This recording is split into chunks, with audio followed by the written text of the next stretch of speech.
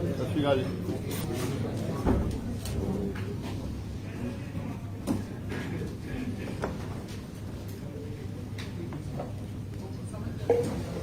करिए जी गल जी।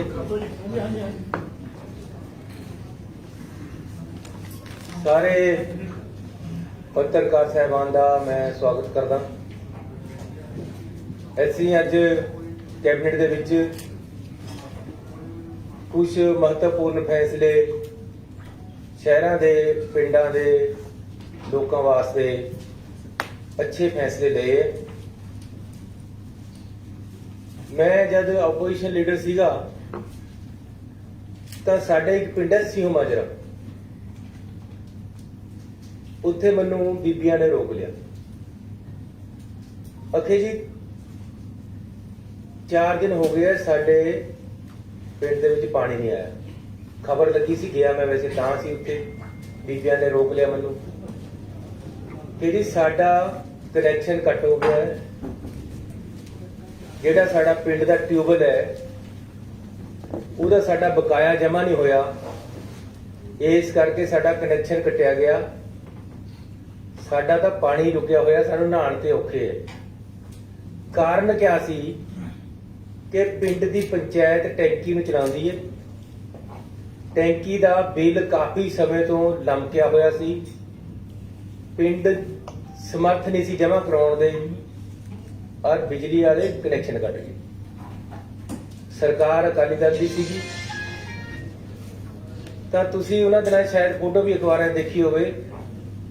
मैं आप खंबे पर चढ़ के मैं कईयां नूं कहा यार लगा दो कनैक्शन, मैं खड़ा कोई गल नहीं देख लांगे, लेकिन हर कोई डरदा चढ़े ना।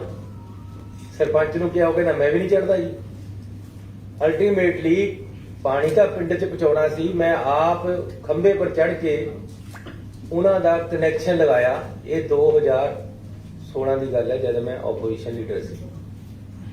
जब मैं सोचा सी कि जिस तरह असी किसानां दियां 50, 60, 100 या 200 हर पिंड दे विच मोटरां दा बिल माफ किया होया है, उसे तरह पिंड दे जिहड़े सिटीजन है, चाहे वो किसी वर्ग दे है, ਉਹਨਾਂ ਨੂੰ ਜਿਹੜੀ ਪਾਣੀ ਦਿੰਦੀ ਹੈ ਮੋਟਰ, ਉਹਦਾ ਵੀ ਬਿੱਲ ਮਾਫ ਕਰਾਂਗੇ। ਸੇਮ ਸ਼ਹਿਰਾਂ ਵਿੱਚ ਵੀ ਇਹ ਸਥਿਤੀ।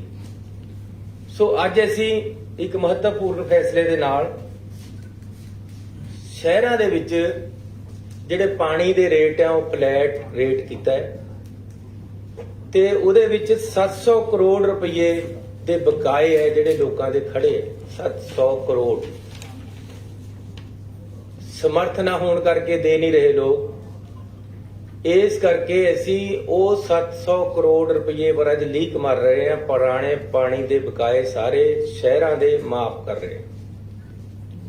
ਤੇ ਜਿਹੜਾ ਪਾਣੀ ਦੀ ਟੈਂਕੀ ਪਰ ਟਿਊਬਲ ਲੱਗਿਆ ਹੋਇਆ, ਮੇਰੇ ਖਰੜ ਸ਼ਹਿਰ ਦੇ ਵਿੱਚ ਮੈਂ ਰਹਿੰਦਾ 45 ਟਿਊਬਲ ਹੈ, ਉਹਨਾਂ ਦੇ ਸਾਰਿਆਂ ਦੇ ਬਿੱਲ ਅੱਗੇ ਤੋਂ ਪੰਜਾਬ ਸਰਕਾਰ ਭਰੇ ਕਰੇਗੀ, ਤੇ ਕਮੇਟੀਆਂ ਤੇ ਉਸ ਦਾ ਲੋਡ ਨਹੀਂ ਪਏਗਾ, ਲੋਕਾਂ ਤੇ ਉਸ ਦਾ ਲੋਡ ਨਹੀਂ ਪਏਗਾ। ਹੁਣ ਰੇਟ ਹੈ ਜਿਹੜਾ 125 ਤੱਕ ਗਜ ਦੇ ਪਲਾਟ ਤੱਕ ਮਾਫ ਹੈ, ਉਹ ਉਸੇ ਤਰ੍ਹਾਂ ਮਾਫ ਰਹੇਗਾ। ਲੇਕਿਨ ਉਸ ਤੋਂ ਉੱਪਰ ਦੇ ਜਿਹੜੇ ਹੈ ਉਹ ਪਹਿਲਾਂ ਵੱਖ-ਵੱਖ ਰੇਟ ਹੈ। 105 ਰੁਪਏ ਹੈ, ਫਿਰ 150 ਹੈ, ਫਿਰ 250 ਹੈ, ਫਿਰ 300 ਹੈ, ਪਲਾਟ ਦੇ ਸਾਈਜ਼ ਦੇ ਨਾਲ ਵੱਧਦੇ ਹੈ। ਉਹਨਾਂ ਸਾਰਿਆਂ ਨੂੰ ਫਲੈਟ ਕਰਕੇ 105 ਰੁਪਏ ਜਿਹੜਾ ਮਿਨੀਮਮ ਰੇਟ ਹੈ ਉਹਨੂੰ ਵੀ ਅਸੀਂ ਅੱਧ ਤੋਂ ਘੱਟ ਲੈ ਆਏ ਹਾਂ। 50 ਰੁਪਏ ਅਸੀਂ ਰੇਟ ਫਿਕਸ ਕਰਤਾ ਪੂਰੇ ਪੰਜਾਬ ਦੇ ਵਿੱਚ, ਸਿਰਫ 50 ਰੁਪਏ ਦੇਣਗੇ। ਇਹ ਵੀ ਸਾਡੀ ਕੇਂਦਰ ਸਰਕਾਰ ਦੇ ਨਾਲ ਪੰਜਾਬ ਸਰਕਾਰ ਨੇ ਪਹਿਲਾਂ ਇੱਕ ਕਮਿਟਮੈਂਟ ਕਰੀ ਵੀ ਹੈ ਕਿ ਜਿਹੜੇ ਸਰਕਾਰ ਦੀਆਂ ਕੇਂਦਰ ਦੀਆਂ ਗਰੰਟਾਂ ਆਉਂਦੀਆਂ ਉਹ ਕਹਿੰਦੇ ਜੀ ਤੁਹਾਨੂੰ ਯੂਜ਼ਰ ਚਾਰजेस ਲੈਣੇ ਪੈਣਗੇ, ਉਸ ਤਹਿਤ ਸਾਨੂੰ 50 ਰੁਪਏ ਮਿਨੀਮਮ ਲੈਣੇ ਪੈਣੇ। ਇਸ ਕਰਕੇ ਅਸੀਂ 50 ਰੁਪਏ ਮਿਨੀਮਮ ਰੇਟ ਜਿਹੜਾ ਉਹ ਪਿੰਡਾਂ ਅਤੇ ਸ਼ਹਿਰਾਂ ਵਾਸਤੇ ਫਿਕਸ ਕਰ ਰਹੇ ਹਾਂ। ਇਸੇ ਤਰ੍ਹਾਂ ਇਹ ਇੱਕ ਬਹੁਤ ਬੜੀ ਰਾਹਤ ਸ਼ਹਿਰਾਂ ਦੇ ਹਰ ਵਰਗ ਦੇ ਹਰ ਪਰਿਵਾਰ ਨੂੰ ਅਸੀਂ ਦੇ ਰਹੇ ਹਾਂ, ਜਿਹੜੀ ਕਿ 700 ਕਰੋੜ ਰੁਪਏ ਅਸੀਂ ਉਹਨਾਂ ਦਾ ਪਾਣੀ ਦਾ ਬਕਾਇਆ ਮਾਫ ਕਰ ਰਹੇ ਹਾਂ। ਤੇ ਨਾਲ ਇਸ ਦੇ ਮੈਂ ਤੁਹਾਨੂੰ ਦੱਸਣਾ ਚਾਹੁੰਦਾ ਕਿ ਪਿੰਡਾਂ ਦੇ ਵਿੱਚ ਪਾਣੀ ਦੀਆਂ ਟੈਂਕੀਆਂ ਦੇ ਬਿੱਲ, ਜਿਹੜੇ ਕਿ ਪੰਚਾਇਤਾਂ ਤੇ ਖੜੇ ਹੈ। ਮੇਰੇ ਇਲਾਕੇ ਦਾ ਪਿੰਡ ਹੈ ਕੜੂਆ,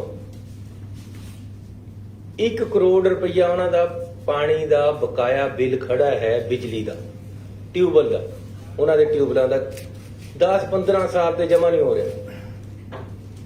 ਸਰਪੰਚ ਮੇਰੇ ਪਾਸ 30 ਦਿਨ ਆ ਜਾਂਦਾ ਹੈ ਕਿ ਜੀ ਸਾਡਾ ਕਨੈਕਸ਼ਨ ਕੱਟਣ ਆ ਗਏ। ਸੋ ਇਹ ਜਿਹੜਾ ਸਰਪੰਚਾਂ ਦੇ ਉੱਪਰ, ਪੰਚਾਇਤਾਂ ਦੇ ਉੱਪਰ ਤਲਵਾਰ ਲਮਕਦੀ ਰਹਿੰਦੀ, ਇਹਨੂੰ ਬਿਲਕੁਲ ਖਤਮ ਕਰ ਰਹੇ ਹਾਂ।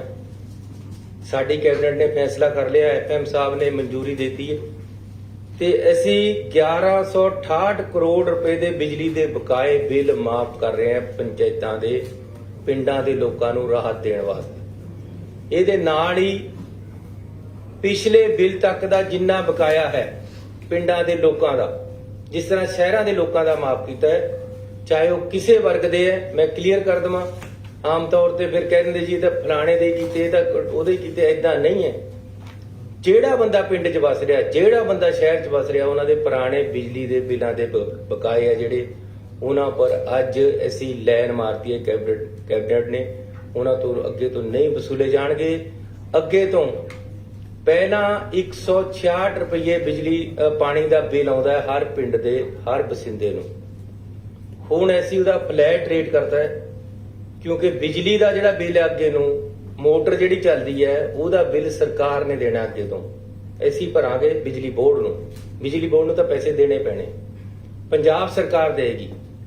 ਤੇ ਲੋਕਾਂ ਦਾ 166 ਤੋਂ ਘੱਟ ਕੇ ਸਿਰਫ ਉਹਨਾਂ ਦਾ ਅਸੀਂ ਖਰਚਾ ਕੈਲਕੂਲੇਟ ਕੀਤਾ ਹੈ ਕਿ ਪਿੰਡ ਦੇ ਵਿੱਚ ਇੱਕ ਬੰਦਾ ਮੋਟਰ ਚਲਾਉਂਦਾ, ਕਦੇ ਮੋਟਰ ਖਰਾਬ ਹੋ ਜਾਂਦੀ, ਠੀਕ ਕਰਨੀ ਪੈਂਦੀ ਹੈ, ਕੋਈ ਲੀਕੇਜ ਹੋ ਜਾਂਦੀ ਛੋਟੀ ਮੋਟੀ, 50 ਰੁਪਏ। ਕਿਉਂਕਿ ਇਹ ਕੇਂਦਰ ਸਰਕਾਰ ਦਾ ਇੱਕ ਕਾਨੂੰਨ ਦੇ ਵਿੱਚ ਅਸੀਂ ਬੱਝੇ ਹੋਏ ਆ, ਸਾਨੂੰ ਲਾਉਣੇ ਪੈਂਦੇ ਆ। ਇਸ ਕਰਕੇ 50 ਰੁਪਏ ਫਲੈਟ ਰੇਟ ਅਸੀਂ ਲੋਕਾਂ ਵਾਸਤੇ ਕਰਕੇ ਦੇ ਰਹੇ ਹਾਂ। 50 ਰੁਪਏ 'ਚ ਇਹ ਉਹਨਾਂ ਨੂੰ ਪਾਣੀ ਮਿਲੇਗਾ। 70% ਦੀ ਰਿਬੇਟ ਹੈ ਅਸੀਂ ਉਹਨਾਂ ਨੂੰ ਦੇਤੀ ਹੈ। ਅੱਗੇ ਤੋਂ ਪੰਚਾਇਤ ਨੇ ਪੈਸੇ ਨਹੀਂ ਜਮਾ ਕਰਾਉਣੇ ਬਿਜਲੀ ਦੇ ਸਰਕਾਰ ਉਹਨਾਂ ਨੂੰ ਦੇਗੀ। ਇਹ 2 ਵੱਡੀਆਂ ਰਾਹਤਾਂ। ਮੈਂ ਧੰਨਵਾਦੀ ਹਾਂ ਆਪਣੀ ਕੈਬਨਿਟ ਦਾ, ਅਫਸਰ ਸਾਹਿਬਾਨ ਦਾ, ਬੜੀ ਸੂਝ-ਬੂਝ ਦੇ ਨਾਲ, ਔਰ ਖਾਸ ਤੌਰ ਤੇ ਫਾਈਨਾਂਸ ਡਿਪਾਰਟਮੈਂਟ ਦਾ, ਜਿਹੜਾ ਕਈ ਸਾਡੇ ਵਿਰੋਧੀ ਕਹੀ ਜਾਂਦੇ ਖਜ਼ਾਨਾ ਖਾਲੀ ਹੈ ਜੀ, ਇਹ ਹੈ ਜੀ, ਉਹ ਹੈ ਜੀ। ਪੰਜਾਬ ਦਾ ਖਜ਼ਾਨਾ ਕਦੇ ਖਾਲੀ ਨਹੀਂ ਹੁੰਦਾ, ਨਾ ਅਸੀਂ ਖਾਲੀ ਹੋਣ ਦੇਣਾ, ਭਰਿਆ ਰਹੇਗਾ। ਔਰ ਅਸੀਂ ਪੰਜਾਬ ਦੇ ਲੋਕਾਂ ਨੂੰ ਸਹੀ ਪ੍ਰਸ਼ਾਸਨ, ਔਰ ਸਹੀ ਸਹੂਲਤਾਂ ਜਿਹੜੀਆਂ ਉਹਨਾਂ ਦੀਆਂ ਬਣਦੀਆਂ, ਸਹੀ ਰੇਟਾਂ ਤੇ ਬਿਜਲੀ ਔਰ ਪਾਣੀ ਸੀਵਰੇਜ ਦੇਣ ਲਈ ਵਚਨਬੱਧ ਹੈ। ਸਹੀ ਔਰ ਪੜ੍ਹਾਈ ਹੈ ਜਿਹੜੀ ਉਹ ਵਧੀਆ ਕੁਆਲਿਟੀ ਐਜੂਕੇਸ਼ਨ ਦੇਣ ਲਈ ਵਚਨਬੱਧ ਹੈ, ਔਰ ਅਸੀਂ ਦੇਵਾਂਗੇ। ਇਸ ਲਈ ਇੱਕ ਫੈਸਲਾ, ਇਹ 2 ਫੈਸਲੇ ਮੈਂ ਤੁਹਾਨੂੰ ਦੱਸੇ ਆ ਜਿਹੜੇ ਵੱਡੇ ਅੱਜ ਪੰਜਾਬ ਸਰਕਾਰ ਵੱਲੋਂ ਲਿੱਤੇ ਗਏ ਹੈ। ਇੱਕ ਹੋਰ ਫੈਸਲਾ ਹੈ ਜਿਹੜਾ ਅੱਜ ਅਸੀਂ ਵੱਡਾ ਲਿਆ ਹੈ ਕਿ ਪਿਛਲੀਆਂ ਸਰਕਾਰਾਂ ਨੇ ਫੈਸਲਾ ਕਰਤਾ ਸੀ ਕਿ ਜਿਹੜੇ IAS ਹੈ ਇਹ ਤਾਂ ਹੋਣਗੇ ਰੈਗੂਲਰ ਭਰਤੀ, A ਕਲਾਸ B ਕਲਾਸ ਹੋਣਗੇ ਰੈਗੂਲਰ ਭਰਤੀ, C ਕਲਾਸ ਰੈਗੂਲਰ। ਲੇਕਿਨ ਜਿਹੜਾ D ਕਲਾਸ ਹੈ, ਜਿਹਦੇ ਵਿੱਚ ਚਪੜਾਸੀ, ਜਿਹਦੇ ਵਿੱਚ ਡਰਾਈਵਰ, ਜਿਹਦੇ ਵਿੱਚ ਬੇਲਦਾਰ, ਜਿਹਦੇ ਚ ਟੈਕਨੀਸ਼ੀਅਨ, ਜ਼ਿਆਦਾ ਗਿਣਤੀ ਜਿਹੜੇ ਬੰਦੇ ਨੇ +2 ਕੀਤੀ ਹੈ, BA ਤੱਕ ਇਹ ਰੁਕ ਗਿਆ, ਜਾਂ ਗਰੀਬ ਪਰਿਵਾਰਾਂ ਦੇ ਬੰਦੇ, ਮਿਡਲ ਕਲਾਸ ਦੇ ਬੰਦੇ ਜਿਨ੍ਹਾਂ ਨੂੰ ਨੌਕਰੀ ਨਹੀਂ ਮਿਲ ਰਹੀ, ਉਹਨਾਂ ਨੇ ਤਾਂ ਇਹੀ ਕੁਝ ਲੱਗਣਾ ਹੁੰਦਾ। ਉਹਨਾਂ ਦੀਆਂ ਜਿਹੜੀ ਭਰਤੀ ਹੈ ਉਹ ਆਊਟਸੋਰਸ ਕਰ ਦਿੱਤੀ ਸੀ। ਅਸੀਂ ਉਸ ਡਿਸੀਜਨ ਨੂੰ ਸਰਕਾਰ ਦੇ ਨੂੰ ਬਦਲ ਰਹੇ ਹਾਂ। ਹੁਣ ਕੀ ਕਰਤਾ ਸੀ ਕਿ ਜੇ ਚਪੜਾਸੀ ਰਿਟਾਇਰ ਹੋ ਗਿਆ ਤਾਂ ਪੋਸਟ ਵੀ ਨਾਲੇ ਖਤਮ ਹੋ ਜਾਣੀ, ਅੱਗੇ ਇਹਨੂੰ ਭਰਤੀ ਹੋ ਨਹੀਂ ਕਰਨਾ। ਜੇ ਕਰਨਾ ਹੈ ਤਾਂ ਆਊਟਸੋਰਸ ਕਰਨਾ ਹੈ। ਆਊਟਸੋਰਸ ਕਿੰਨਾ, 5000 7000 ਜਾਂ 10000, ਇਹਦੇ ਚ ਕਿਤੇ ਗੁਜ਼ਾਰਾ ਹੁੰਦਾ? ਜਿਸ ਤੋਂ ਕੰਮ ਲੈਣਾ ਹੈ ਉਹਦਾ ਪਰਿਵਾਰ ਵੀ ਪੜਨਾ ਚਾਹੀਦਾ। ਇਹ ਸਰਕਾਰ ਦੀ ਜ਼ਿੰਮੇਵਾਰੀ ਹੈ ਕਿ ਜਿਸ ਤੋਂ ਕੰਮ ਲੈਣਾ ਹੈ ਸਰਕਾਰ ਨੇ, ਜਾਂ ਜਿਹੜਾ ਕਿਤੇ ਕੋਈ ਕੰਮ ਕਿਸੇ ਦੇ ਘਰ ਕਰ ਰਿਹਾ, ਜਾਂ ਕਿਸੇ ਦੀ ਦੁਕਾਨ ਤੇ ਕਰ ਰਿਹਾ, ਕਿਸੇ ਦੇ ਇੰਡਸਟਰੀ ਦੇ ਵਿੱਚ ਕਰ ਰਿਹਾ, ਉਹਨੂੰ ਗੁਜ਼ਾਰੇ ਜੋਗੇ ਪੈਸੇ ਮਿਲਣ। ਇਹ ਸਰਕਾਰ ਦੀ ਜ਼ਿੰਮੇਵਾਰੀ ਹੈ, ਅਸੀਂ ਇਨਸ਼ੋਰ ਕਰਨਾ ਹੈ। ਲੇਕਿਨ ਜੇ ਅਸੀਂ ਆਪ ਹੀ ਇਸ ਤਰ੍ਹਾਂ ਕਰਾਂਗੇ ਕਿ ਆਊਟਸੋਰਸ ਦੇ ਬੰਦੇ ਰੱਖਾਂਗੇ, ਸਾਰੀ ਉਮਰ ਉਹਨਾਂ ਦੇ ਤਲਵਾਰ ਲਟਕਦੀ ਰਹਿੰਦੀ ਜਦ ਤੱਕ ਨੌਕਰੀ ਕਰਦੇ ਰਹਿੰਦੇ ਕਿ ਅੱਜ ਕੱਢ ਤੇ ਕੱਲ ਕੱਢ ਤੇ ਜਦ ਮਰਜ਼ੀ ਕੱਢ ਦੋ। ਇਹ ਸਿਸਟਮ ਨੂੰ ਅਸੀਂ ਖਤਮ ਕਰ ਰਹੇ ਹਾਂ। ਅਸੀਂ ਫੈਸਲਾ ਕਰ ਲਿਆ ਕਿ ਕਲਾਸ ਡੀ ਦੀਆਂ ਪੋਸਟਾਂ ਵੀ ਰੈਗੂਲਰ ਭਰਤੀ ਹੋਣਗੀਆਂ ਤੇ ਅਸੀਂ ਹੁਣੇ ਇਹਨਾਂ ਨੂੰ ਭਰਤੀ ਸ਼ੁਰੂ ਕਰਾਂਗੇ। ਇਹਨਾਂ ਦੀ ਜਿੰਨੀਆਂ ਪੋਸਟਾਂ ਖਾਲੀ ਹੈ ਉਹ ਭਰਾਂਗੇ। ਗਰੀਬ ਆਦਮੀ ਨੂੰ ਵੀ, ਮਿਡਲ ਕਲਾਸ ਦੇ ਆਦਮੀ ਨੂੰ ਵੀ ਉਨਾ ਹੀ ਹੱਕ ਹੈ। ਡੀ ਕਲਾਸ ਦੇ ਅਫਸਰ ਜਾਂ ਕਰਮਚਾਰੀ ਨੂੰ ਵੀ ਉਨਾ ਹੀ ਹੱਕ ਹੈ ਜਿੰਨਾ ਆਈਏਐਸ ਅਫਸਰ ਨੂੰ ਹੈ, ਜਿੰਨਾ ਅਫਸਰਾਂ ਨੂੰ ਹੈ। ਕਿ ਜੇ ਅਫਸਰ ਰੈਗੂਲਰ ਭਰਤੀ ਹੁੰਦਾ ਤਾਂ ਡਰਾਈਵਰ ਵੀ ਰੈਗੂਲਰ ਭਰਤੀ ਹੋਣਾ ਚਾਹੀਦਾ। ਇਹ ਅਸੀਂ ਫੈਸਲਾ ਕੀਤਾ। ਇਸ ਦੇ ਨਾਲ ਹੀ ਮੈਂ ਤੁਹਾਨੂੰ ਬੇਨਤੀ ਕਰਨਾ ਚਾਹੁੰਦਾ ਕਿ ਕੈਬਨਿਟ ਨੇ ਅੱਜ ਬੜਾ ਸੀਰੀਅਸ ਵਿਊ ਲਿਆ ਹੈ। ਜਿਹੜਾ BSF ਤੇ CRP ਕੇਂਦਰ ਸਰਕਾਰ ਨੇ, ਤੁਹਾਨੂੰ ਪਤਾ ਹੈ ਕਿ ਉਹਦਾ ਦਾਇਰਾ 50 ਕਿਲੋਮੀਟਰ ਕਰ ਦਿੱਤਾ ਹੈ। ਕੈਬਨਿਟ ਕੁਝ ਦਿਨਾਂ ਦੇ ਵਿੱਚ ਦੁਬਾਰੇ ਇਸ ਤੇ ਸਪੈਸ਼ਲ ਅਸੀਂ ਕੈਬਨਿਟ ਮੀਟਿੰਗ ਬੁਲਾ ਰਹੇ। ਅਸੀਂ ਇਸ ਗੱਲ ਤੋਂ ਬਿਲਕੁਲ ਖਿਲਾਫ ਹੈ ਕਿ ਇਸ ਤਰ੍ਹਾਂ ਦੇ ਫੈਸਲੇ ਪੰਜਾਬ ਸਰਕਾਰ, ਰਾਜ ਦੀ ਸਰਕਾਰ ਜਿਹੜੀ ਰਾਜ ਵਿੱਚ ਇਹ ਲਾਗੂ ਕੀਤੇ ਜਾ ਰਹੇ, ਉਹਨਾਂ ਤੋਂ ਪੁੱਛੇ ਬਿਨਾਂ ਨਹੀਂ ਲਏ ਜਾਣੇ ਚਾਹੀਦੇ। ਵਿਦਆਊਟ ਕੰਸਲਟੇਸ਼ਨ ਨਹੀਂ ਰਹਿਣੇ ਚਾਹੀਦੇ। ਔਰ ਜਿਹੜਾ ਲਾਅ ਐਂਡ ਆਰਡਰ ਹੈ ਉਹ ਸਟੇਟ ਸਬਜੈਕਟ ਹੈ। ਅਸੀਂ ਸક્ષਮ ਹੈ, ਪੰਜਾਬ ਸਰਕਾਰ ਸક્ષਮ ਹੈ। ਜੇ ਪੰਜਾਬ ਸਰਕਾਰ ਦੀ, ਪੰਜਾਬ ਦੀ ਪੁਲਿਸ ਅੱਤਵਾਦ ਖਤਮ ਕਰ ਸਕਦੀ ਹੈ ਤਾਂ ਇਹ ਸક્ષਮ ਹੈ ਕਿ ਕਿਸੇ ਵੀ ਘਟਨਾ ਨੂੰ ਹੋਣ ਤੋਂ ਰੋਕ ਸਕਦੀ ਹੈ। ਔਰ ਅਸੀਂ ਹਰ ਤਰ੍ਹਾਂ ਦੀ ਲੜਾਈ ਦੇਸ਼ ਵਾਸਤੇ, ਕੌਮ ਵਾਸਤੇ, ਆਪਣੇ ਸੂਬੇ ਦੀ ਤਰੱਕੀ ਵਾਸਤੇ, ਲਾਅ ਐਂਡ ਆਰਡਰ ਮੇਨਟੇਨ ਕਰਨ ਵਾਸਤੇ ਕਰਨੇ ਨੂੰ ਤਿਆਰ ਹੈ। ਔਰ ਅਸੀਂ ਸક્ષਮ ਹੈ। ਇਸ ਕਰਕੇ 15 ਕਿਲੋਮੀਟਰ ਤੇ 50 ਕਿਲੋਮੀਟਰ ਕਰਨਾ ਕਿਸੇ ਤਰ੍ਹਾਂ ਵੀ ਜਾਇਜ਼ ਨਹੀਂ ਹੈ। ਅਸੀਂ ਇਸ ਦਾ ਵਿਰੋਧ ਕਰਦੇ ਹਾਂ। ਬਿਲਕੁਲ ਕਲੀਅਰ ਸ਼ਬਦਾਂ ਦੇ ਵਿੱਚ ਕੈਬਨਿਟ ਮੀਟਿੰਗ ਬੁਲਾਈ ਹੈ। ਮੈਂ ਚਿੱਠੀ ਲਿਖੀ ਹੈ। FM ਸਾਡੇ ਹੋਮ ਮਿਨਿਸਟਰ ਸਾਹਿਬ ਹੈ, ਇਹਨਾਂ ਨੇ ਹੋਮ ਮਿਨਿਸਟਰ ਨੂੰ ਚਿੱਠੀ ਲਿਖੀ ਹੈ। ਕੈਬਨਿਟ ਦੇ ਵਿੱਚ ਗੱਲ ਕਰਕੇ ਪਾਸ ਕਰਾਂਗੇ। ਜ਼ਰੂਰਤ ਪਈ ਤਾਂ ਆਲ ਪਾਰਟੀ ਮੀਟਿੰਗ ਕਰਾਂਗੇ।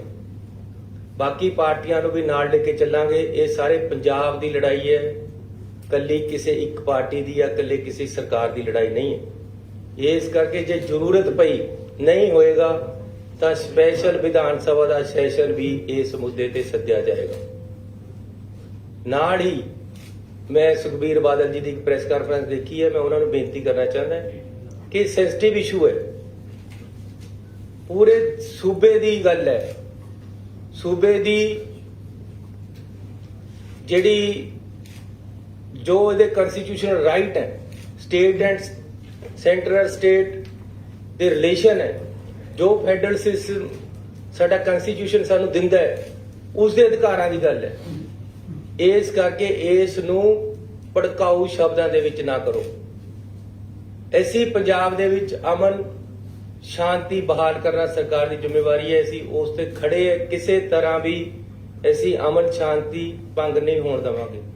ਜਿਸ ਤਰ੍ਹਾਂ ਦੇ ਉਹਨਾਂ ਨੇ ਉਹਦੀ ਪ੍ਰੈਸ ਕਾਨਫਰੰਸ ਕੀਤੀ ਹੈ ਕਿ ਜੀ ਹਰਮੰਦਰ ਸਾਹਿਬ ਦੇ ਵਿੱਚ ਉਹ ਆ ਕੇ ਵੜ ਜਾਣਗੇ, ਇਹ ਤਾਂ ਹਰਮੰਦਰ ਸਾਹਿਬ ਦੇ ਵਿੱਚ ਬਾੜਦੇ ਜੀ, ਇਹ ਤਾਂ ਚੰਨੀ ਨੇ ਉੱਥੇ ਦੇਤਾ ਜੀ।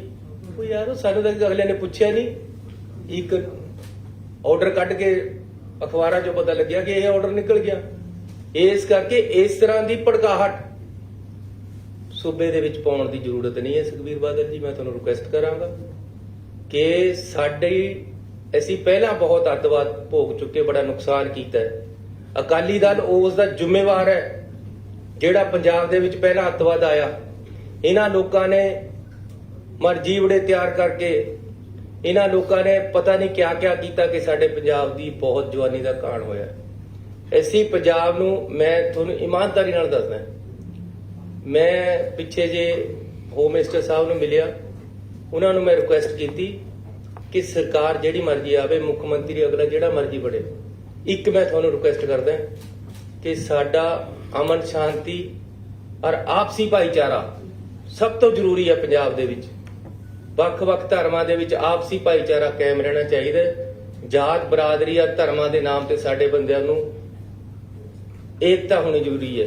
ਇਹਦੇ ਵਿੱਚ ਜੇ ਕੋਈ ਭੜਾਸ ਕਰਦਾ, ਉਹ ਪੰਜਾਬ ਦਾ ਦੁਸ਼ਮਣ, ਉਹ ਦੇਸ਼ ਦਾ ਦੁਸ਼ਮਣ ਹੈ।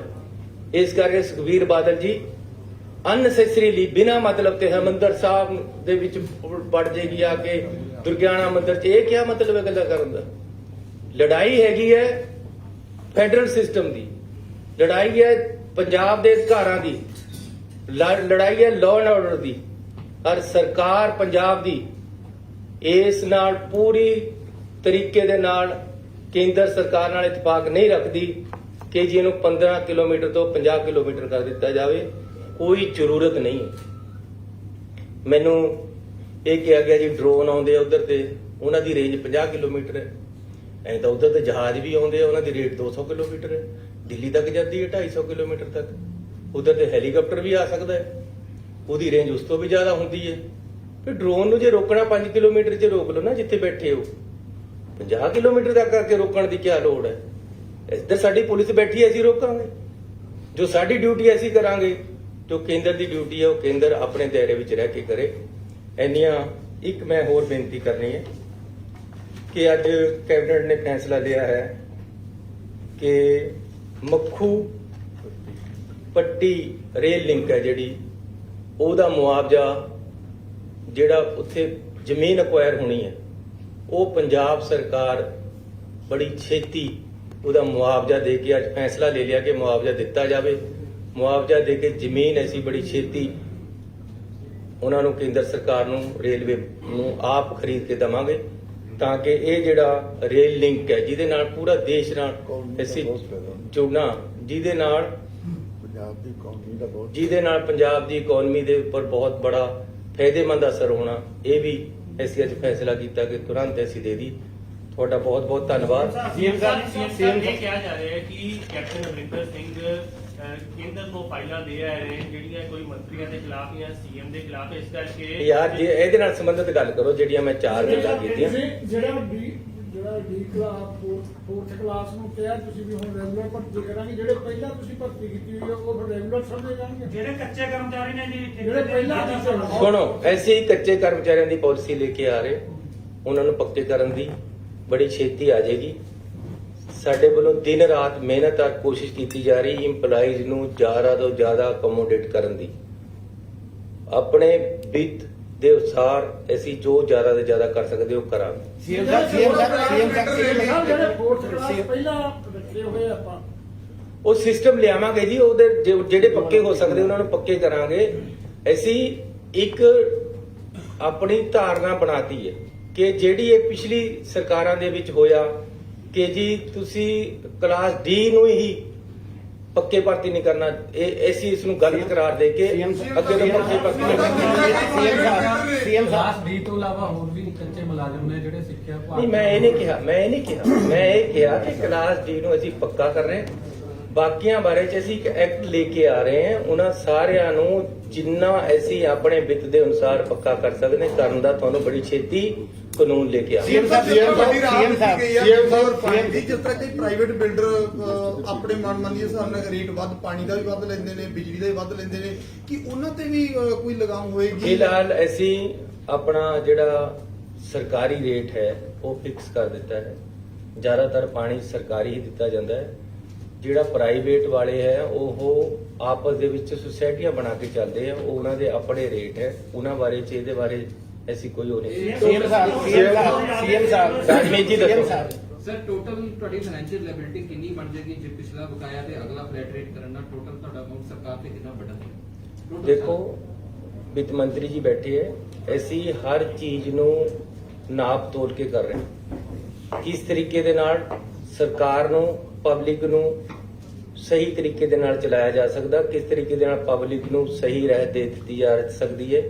ਐਸੀ ਕੋਈ ਵੀ ਗੱਲ ਆਪਣੇ ਵਿੱਤ ਤੋਂ ਬਾਹਰ ਨਹੀਂ ਕਰਦੇ। ਬਹੁਤ ਸਕਰੂਟਨੀ ਕਰਕੇ, ਬਹੁਤ ਸਟੱਡੀ ਕਰਕੇ ਇਹ ਰਾਹਤਾਂ ਦਿੱਤੀਆਂ ਜਾ ਰਹੀਆਂ। ਇਹ ਬਣਦੀਆਂ ਸੀ, ਪਿਛਲੀ ਸਰਕਾਰ ਨੇ ਨਹੀਂ ਦਿੱਤੀਆਂ, ਕਿਸੇ ਨੇ ਪਿਛਲੀਆਂ ਸਰਕਾਰਾਂ ਨੇ। ਸੀਐਮ ਸਾਹਿਬ ਸਰ ਜੀ, ਇਹ ਪੰਜਾਬ ਸਰਕਾਰ ਹੈ, ਪੈਸਾ ਸਾਡੇ ਕੋਲ ਹੈਗਾ, ਅਸੀਂ ਤਾਂ ਹੀ ਦਵਾਂਗੇ। ਸਰ ਫਿਗਰ ਕੋਲ CM ਆਪਣੀ ਫਿਗਰ ਰਫ ਫਿਗਰ ਮੈਂ ਤੁਹਾਨੂੰ ਗਣਾਤੀ ਹੈ ਜੀ ਦੋਨੋਂ ਚੀਜ਼ਾਂ। 1100 ਕਰੋੜ ਸੇ 1166 ਕਰੋੜ ਇੱਕ ਦੱਸਿਆ, ਤੁਹਾਨੂੰ 700 ਕਰੋੜ ਇੱਕ ਦੱਸਿਆ। ਸੀਐਮ ਸਾਹਿਬ ਇਸ ਬਾਰੇ ਬੋਲਿਆ ਪਿੱਛੇ ਤੁਸੀਂ ਸੀਐਸਐਫ ਪੰਜਾਬ ਦੀਆਂ 3 ਜੇਲ੍ਹਾਂ 'ਚ ਲਗਾਈ ਸੀ, ਤੁਸੀਂ ਇਹ ਜਗ੍ਹਾ ਲਗਵਾਈ ਸੀ ਤੁਸੀਂ ਸਰਕਾਰ ਨੇ, ਤੁਹਾਡੀ ਸਰਕਾਰ ਨੇ ਕਿ ਸਾਡੇ ਕੋਲ ਸਿਕਿਉਰਿਟੀ ਦੇ ਇੰਤਜ਼ਾਮ ਨਹੀਂ ਪ੍ਰੋਪਰ ਹੋ ਪਾ ਰਹੇ, ਤੁਸੀਂ ਖੁਦ ਸੀਐਸਐਫ ਮੰਗਾਈ ਸੀ। ਐਸੀ ਨਹੀਂ ਮੰਗਾਈ, ਤੁਸੀਂ ਜੇ ਕੋਈ ਮੇਰੇ ਤੋਂ ਪਹਿਲਾਂ ਕਿਸੇ ਨੇ ਮੰਗਾਈ ਹੈ ਉਸ ਦੀ ਮੈਂ ਕੋਈ ਜ਼ਿੰਮੇਵਾਰੀ ਨਹੀਂ ਚੱਕਣਾ ਚਾਹੁੰਦਾ, ਲੇਕਿਨ ਮੈਂ ਇੱਕ ਗੱਲ ਕਹਿਣਾ ਚਾਹੁੰਦਾ ਕਿ ਪੰਜਾਬ ਸਰਕਾਰ ਸક્ષਮ ਹੈ ਆਪਣਾ ਲਾਅ ਐਂਡ ਆਰਡਰ ਮੇਨਟੇਨ ਕਰਨ ਨੂੰ। ਪਹਿਲਾਂ ਵੀ ਪੰਜਾਬ ਸਰਕਾਰ ਨੇ ਕੀਤਾ। ਜੇ ਸਾਨੂੰ ਲੋੜ ਹੋਏਗੀ ਤਾਂ ਅਸੀਂ ਜ਼ਰੂਰ ਕੇਂਦਰ ਸਰਕਾਰ ਕੋਲ ਚਲਾਵਾਂਗੇ, ਜਦ ਸਾਨੂੰ ਲੋੜ ਹੋਏਗੀ ਜਦ ਭੇਜਣ। ਇਸ ਤਰ੍ਹਾਂ ਇਹ ਜਿਹੜਾ ਕਰਨਾ ਆਪਣੇ ਆਪ ਤੇ ਸੀਐਮ ਸਾਹਿਬ ਤੁਸੀਂ ਕਿਹਾ ਕਿ ਪੰਜਾਬ ਤੁਸੀਂ ਕਿਹਾ ਕਿ ਪੰਜਾਬ ਦਾ ਖਜ਼ਾਨਾ ਖਾਲੀ ਨਹੀਂ ਹੈ। ਇਹਨਾਂ ਨੂੰ ਗੱਲ ਕਰ ਲੈਣ ਦਿਓ। ਐਫਐਮ ਸਾਹਿਬ ਬੈਠੇ ਕਿ ਪੰਜਾਬ ਰੈਵਨਿਊ ਸਰਪਲਸ ਸਟੇਟ ਹੋ ਗਿਆ। ਇੱਕ ਮਿੰਟ ਇਹਨਾਂ ਨੂੰ ਗੱਲ ਕਰ ਲੈਣ ਦਿਓ। ਸਰ, ਪਾਰਟੀ ਪ੍ਰਧਾਨ ਨਵਜੋਤ ਸਿੰਘ ਸਿੱਧੂ ਨੇ ਇੱਕ ਵਾਰ ਫੇਰ ਸਵਾਲ ਉਠਾਇਆ ਗਵਰਨਮੈਂਟ ਦੀ ਫੰਕਸ਼ਨਿੰਗ ਤੇ। ਉਹਨਾਂ ਨੇ ਚਿੱਠੀ ਲਿਖੀ ਹੈ ਸੋਨੀਆ ਗਾਂਧੀ ਜੀ ਨੂੰ ਕਿ 13 ਪੁਆਇੰਟ ਏਜੰਡਾ ਲਾਗੂ ਕੀਤਾ ਜਾਏ। ਉਹਨੂੰ ਕਿਵੇਂ ਵੇਖਦੇ ਹੋ? ਦੇਖੋ ਹੁਣ ਮੈਂ ਕਿਤੇ ਰੁਕੇਗਾ ਆਖਰੀ ਕੰਮ? ਸਵਾਲ ਦਾ ਜਵਾਬ ਦੇ ਦੇਣਾ।